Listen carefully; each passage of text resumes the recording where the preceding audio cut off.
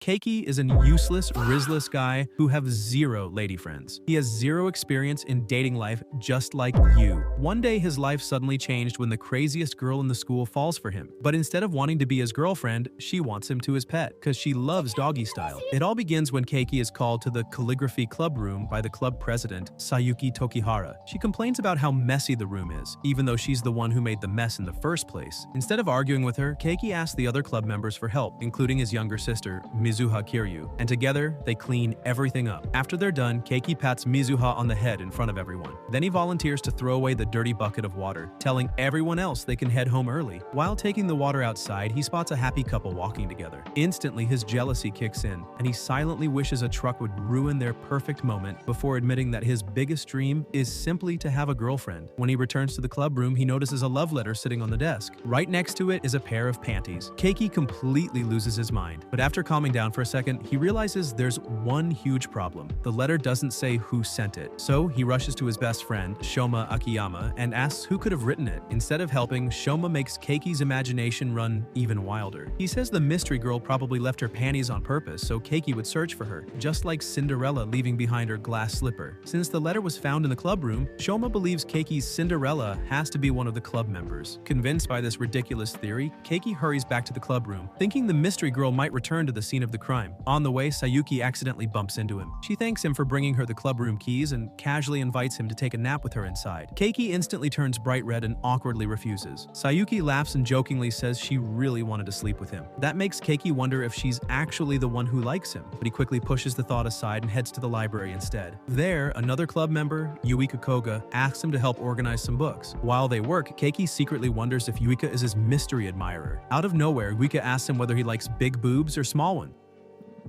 Keiki completely freezes. Yuika says she knows he only joined the calligraphy club because, just like every other guy, he's obsessed with Sayuki's huge chest. Keiki quickly denies it, but Yuika starts complaining that she has a completely flat chest, which is why she's jealous of Sayuki, who has both a beautiful face and a great figure. Without thinking, Keiki agrees with her. That turns out to be a terrible idea. Yuika gets angry, storms off, and leaves Keiki with his hand stuck between the library shelves while he desperately calls for help. Later that day, during a basketball game, Keiki somehow manages to get knocked out by trying to stop the ball with his face. He wakes up in the school infirmary and finds his classmate and fellow club member, Mao Nanjo, sitting beside his bed. She asks if he likes someone because he's been acting distracted lately. Seeing the perfect chance to test his theory, Keiki asks if she'd support him if he really did have someone he liked. Nanjo quietly says she couldn't support him and leaves the room. That instantly moves her to the top of Keiki's list of suspects. Later that day, Keiki runs into Sayuki again while she's walking her neighbor's dog. After the owner takes the dog back, Sayuki says she's jealous of it. Keiki has absolutely no idea what she means. Then she tilts her head toward him and asks if he'll pat her head the same way he patted Mizuha earlier. Keiki happily agrees while blushing like crazy. As a reward, Sayuki kisses him on the cheek before running away. Now Keiki is even more convinced that Sayuki might be the girl behind the love letter, so he decides to ask her directly. A few days later, on their way to school, he stops Sayuki and corners her against a wall. He confidently tells her that he knows her secret. His plan is simple. If she isn't the mystery girl, she'll have no idea what he's talking about. But instead, Sayuki nervously asks him how long he's known. Keiki says he only figured it out recently after noticing that she'd been acting differently. Hearing that makes Sayuki blush, and she asks if he hates her now. Keiki immediately says no. In fact, he's actually happy about it. Smiling shyly, Sayuki asks him to meet her in the club room later because she has something she wants to show him. That afternoon after school, Keiki heads straight to the calligraphy club room. Sayuki tells him she's always had a feeling that he might be the perfect person for her. Wow! Keiki instantly starts blushing. Then Sayuki asks him to close his eyes. When he opens them again, he's completely stunned. Standing in front of him, Sayuki is wearing a dog collar and shyly asks him to make her his pet dog. Keiki freezes. That is definitely not the confession he was expecting. Confused, he asks what she means. Sayuki happily explains that she wants him to be her master because she enjoys being scolded and punished. Her unexpected confession is so overwhelming that Keiki drops to his knees in shock. Sayuki keeps talking about how she realized he was the right person for her after he pinned her against the wall a few days earlier. She even asks him to grab her collar and punish her again, but Keiki politely refuses. Later that day, one of the teachers tells Keiki something strange. The calligraphy club room wasn't locked that day. way, even though Keiki clearly remembers locking it himself. When he tells Shoma about it, his self-proclaimed love expert comes up with another wild theory. He believes Keiki's Cinderella was hiding inside the club room when the love letter was found. After Keiki locked the room and left, she simply unlocked it from the inside and escaped. That means the mystery girl might not even be a club member, making Keiki's list of suspects much bigger. He lets out a long, tired sigh. Keiki then asks Shoma what he thinks about someone wanting to become another person's pet. Shoma immediately jokes that the only thing waiting at the end of that road is police sirens and a jail cell, before telling Keiki to stay out of trouble. Later, while Keiki is in the library quietly admiring how cute Yuka Koga is, Sayuki suddenly appears behind him and teases him by saying he must prefer girls with small chests. Startled, Keiki tells her not to make a scene. Instead, Sayuki jokingly asks him to punish her for bothering him. When Keiki begs her to stop messing with his poor, inexperienced heart, she grabs his arm and hugs him tightly, making him blush all over again. Right then, Yuka walks over and tells Sayuki to back off because Keiki is her beloved senior. Sayuki immediately fires back, saying that she and Keiki are much closer than Yuka realizes, since they've already been on a date together. Yuika gets annoyed while Keiki somehow concludes that maybe she's just upset because she wants a free meal too. Yuika calls him an idiot and storms off. A little later, Keiki tells Sayuki to stop teasing him in the library. She reminds him that he was the one who dramatically pinned her against a wall a few days ago, so he doesn't exactly get to act innocent now. Unfortunately, Yuka overhears that conversation. After Sayuki leaves, Yuika asks Keiki if what she heard was true. Keiki tries to explain, but eventually gives up and asks what would make her stop being upset. Yuika immediately brightens up and says he should take her on a date too. Keiki agrees. That night, Keiki lies in bed thinking about everything that happened and wonders if the mysterious pair of panties could actually belong to Yuka. Just then, Mizuha walks into his room. Keiki tells her about Yuika asking him out. Mizuha confidently says that if Yuika invited him on a date, she probably likes him. The next morning, Keiki meets Yuika for their date. Trying to act like a proper gentleman, he compliments her outfit. He holds her hand and takes her to the movie theater, where he surprises her with tickets to her favorite movie. Yuika is genuinely touched and tells him he's doing surprisingly well at this whole dating thing. Then she asks why he volunteered to work in the library when reading clearly isn't his greatest talent. Keiki explains that after the previous librarian graduated, he took over the position to help out a friend. While they're chatting over lunch, Mao Nanjo happens to walk by the restaurant. She quietly notices them together and watches from a distance before leaving. After eating, Keiki and Yuika go shopping at the mall. Yuika thanks him for planning such a fun day. Keiki smiles and says he enjoyed it too, because it was actually his first real date. He doesn't count the outing with Sayuki since that one happened almost by accident. Yuika blushes when she hears that and happily says she's glad she gets to be his first real date before quickly heading to the restroom. On the way, however, a group of rude guys surrounds her and starts bothering her. The moment Keiki notices, he grabs Yuika's hand and the two quickly run away together. Seeing how frightened Yuika looked makes Keiki blame himself for not paying closer attention. He apologizes, but Yuika tells him he has nothing to be sorry about. To thank him for protecting her, she gives him a gentle kiss on the forehead. Later, while riding the train home, Keiki remembers the first time he met Yuika in the library. Back then, he thought she was just the quiet, gloomy type. Later, he learned she often felt left out because of her half-European background. Instead of leaving her alone, Keiki kept talking to her about the book she was reading, until the two slowly became friends. Back in the present, Keiki can't help thinking how lucky he'd be if Yuika really turned out to be his mysterious Cinderella. To him, she's the cutest girl in the world. The next day, Keiki has lunch with Shoma in the cafeteria. Shoma says he understands why Keiki likes Yuika and starts rambling about how she has her own unique charm. Just then, Keiki gets a message from Yuika asking him to meet her in the library storage room because she wants to talk. Shoma instantly jumps to ridiculous conclusions and convinces Keiki that this must be another confession. Filled with hope, Keiki rushes to the library. There, he finds Yuika waiting for him. She tells him how kind he's always been and says she believes he's the one person who would truly accept her. Just as Keiki thinks his lonely days are finally over, Yuika suddenly asks him to become her slave. Keiki is completely caught off guard and asks if he heard her correctly. Yuika repeats herself, saying that someone like him should feel honored to serve a cute girl like her. When Keiki hesitates, Yuika misunderstands his reaction and keeps trying to convince him, leaving Keiki in full panic mode as he insists he isn't interested in any of this. Yuika gets frustrated and declares that everyone has embarrassing thoughts. They just don't admit it. The whole situation becomes so overwhelming that Keiki's brain completely shuts down. The next morning, he wakes up after having a bizarre nightmare about Yuika and remembers what happened afterward. After he fainted, Yuika carried him to the nurse's office. When the school staff asked what had happened, she simply told them that Keiki had dramatically passed out after she confessed her feelings to him. For the first time in his life, Keiki has actually been confessed to, and the school nurse completely believes Yuika's story. The next morning at school, Keiki is still mentally exhausted from everything that's happened. While he's standing there questioning his life choices, Mao Nanjo walks over and asks if something is bothering him. Keiki mutters that it's nothing and opens his locker only to find yet another surprise waiting inside, a bra.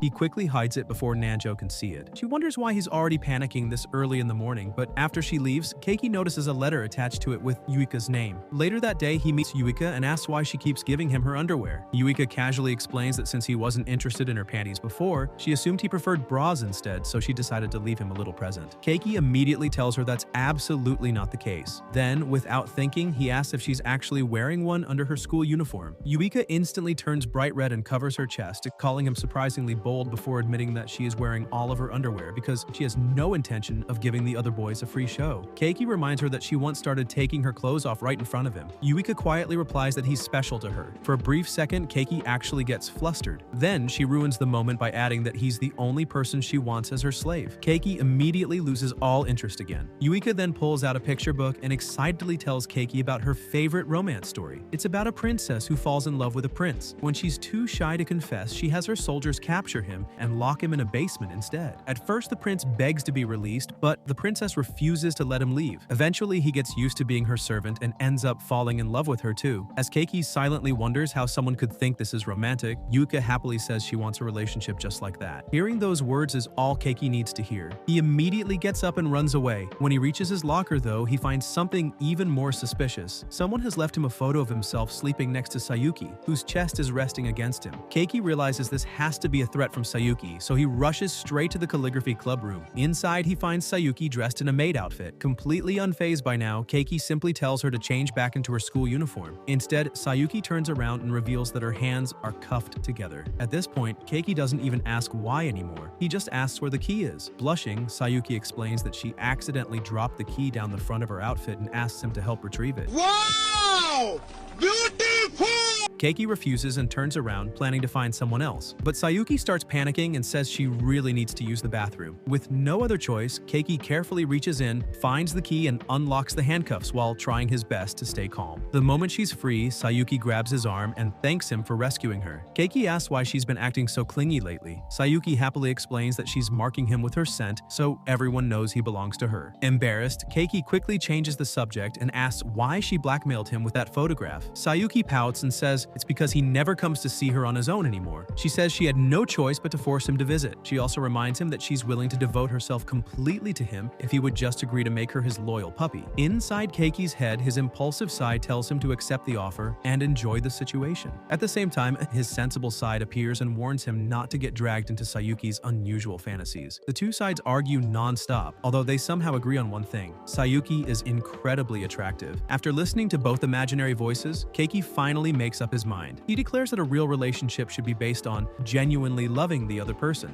Then he immediately runs out of the room. A few days later, Shoma asks Keiki if he's figured out who his mysterious Cinderella is. Keiki says that since he's not interested in becoming someone's master or someone else's slave, neither Sayuki nor Yuika can be the right girl for him. Shoma then points out that only Mao Nanjo is left. Keiki argues that Nanjo has a crush on Shoma. Shoma laughs and says that's impossible because she never even looks at him when they're alone. Instead, he always catches Nanjo staring at Keiki whenever the two friends are together. Later that day, Keiki gets a message from Sayuki asking him to come to the club room. Before he can get there, Yuika suddenly sneaks up behind him and covers his eyes. She claims she's having trouble with her clothes and needs his help. Trusting her without thinking, Keiki follows her into an empty room. She sits him down in a chair and ties him up with a rope. When she finally uncovers his eyes, Keiki realizes she's tricked him. Yuika is fully dressed and completely fine. She starts teasing him, demanding that he obey her because she caught him on his way to see Sayuki, whom she calls a witch. Keiki refuses. Yuika threatens to steal his first kiss if he won't listen. Before she can do anything, Sayuki suddenly arrives and interrupts them. The two girls immediately begin arguing over Keiki. Yuika insists he's her slave. Sayuki insists he's her master. Meanwhile, Keiki can only wonder what he did to deserve getting caught in the middle of this chaos. Just then, Nanjo walks into the club room. Without saying a word, she grabs Keiki's chair and drags him out into the hallway, while Sayuki and Yuika stumble into each other behind them. After untying him, Nanjo finally snaps. She says she's tired of watching Keiki be so nice to both Sayuki and Yuka. Confused, Keiki asks why it matters to her. Nanjo finally admits that she doesn't like seeing him spend so much time with other girls, leaving Keiki completely stunned. The next day, Keiki remembers the first time he ever met Mao Nanjo. Back then, he couldn't help wondering how her hair had ended up such a bright shade of red. It happened during class when Nanjo was chosen to become a library volunteer. Instead of accepting the job, she suddenly burst into tears. Feeling bad for her, Keiki volunteered to take her place instead, and that was how their friendship first began. Later that day, Keiki spots Nanjo in the hallway and tries to greet her. She completely ignores him. Since his pride disappeared a long time ago, he tries again. Before he can say anything else, Yuika walks over and apologizes for going too far the day before. She also notices that things are awkward between him and Nanjo. Even though she still calls Keiki her beloved slave, she tells him to make up with Nanjo as soon as possible because she doesn't want him to lose another friend. Later that day, Sayuki messages Keiki and asks him to come to the club room. Once he arrives, she apologizes for causing so much trouble the previous day. She promises she won't act so strangely around him in public anymore, but then immediately says she'll simply save all of her over-the-top behavior for when they're alone instead. Keiki has no idea how to respond to that. Thankfully, Sayuki quickly changes the subject and tells him to make up with Nanjo because she's an important friend. After hearing the same advice from both Yuika and Sayuki, Keiki decides to finally do something about it. After class, he approaches Nanjo and asks why she's avoiding him. Nanjo coldly replies that it's none of his business. Instead of arguing, Keiki simply tells her she can talk to him whenever she's ready. As he's about to leave, Nanjo asks why he'd even say something like that. Keiki smiles and answers that it's because they're friends. Nanjo smiles for the first time in a while and points out that they haven't spent time together recently, so Keiki suggests the three of them, him, Nanjo,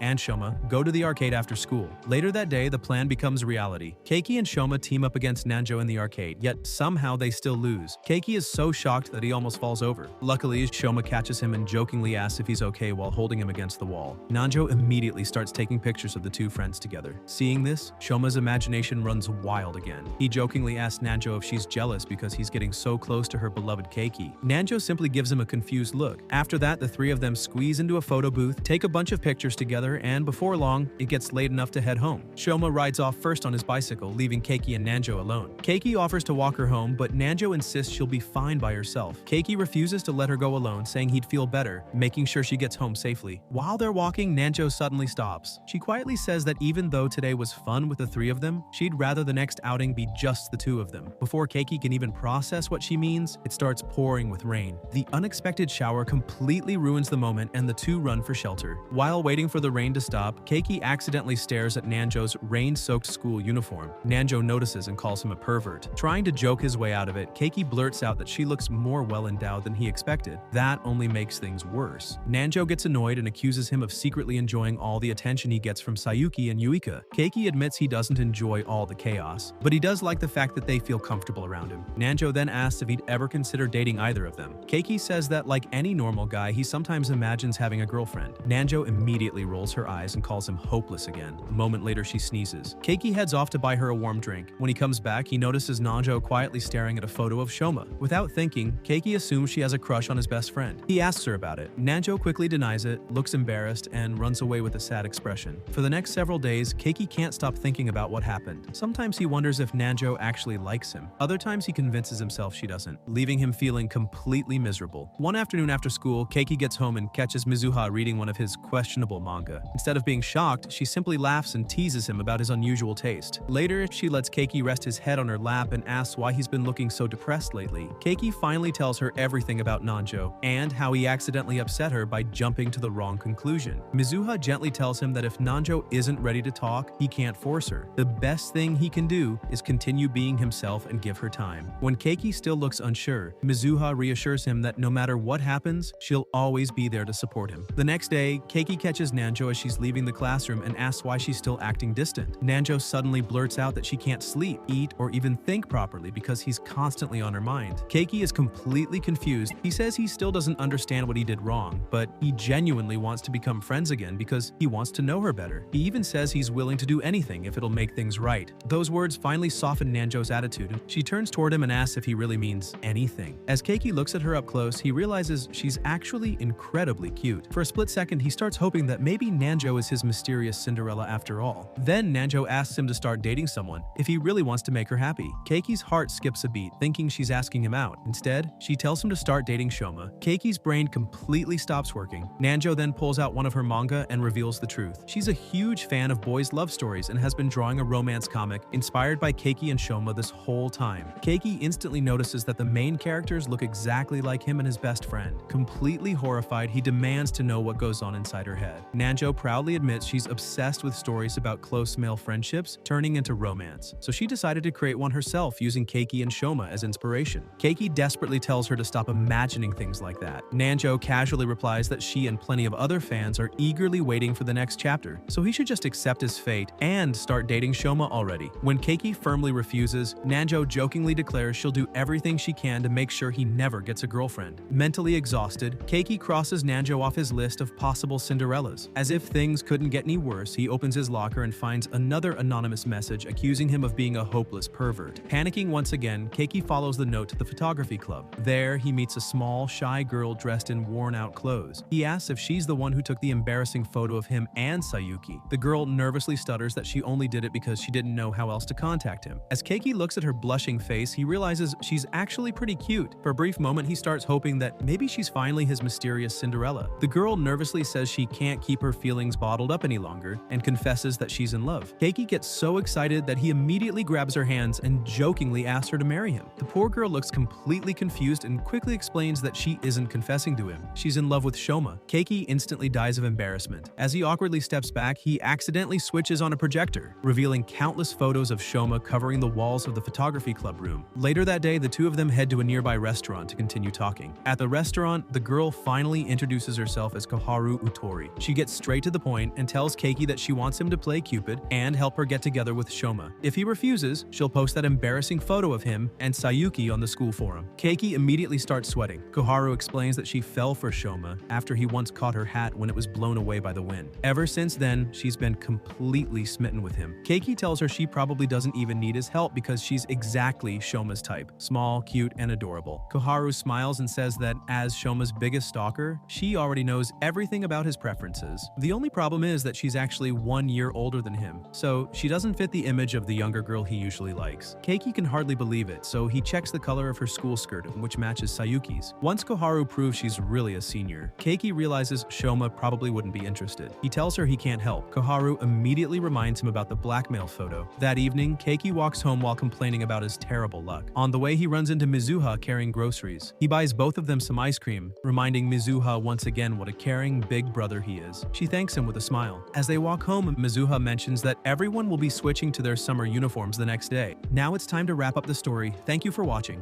Don't forget to subscribe. Till then, peace out.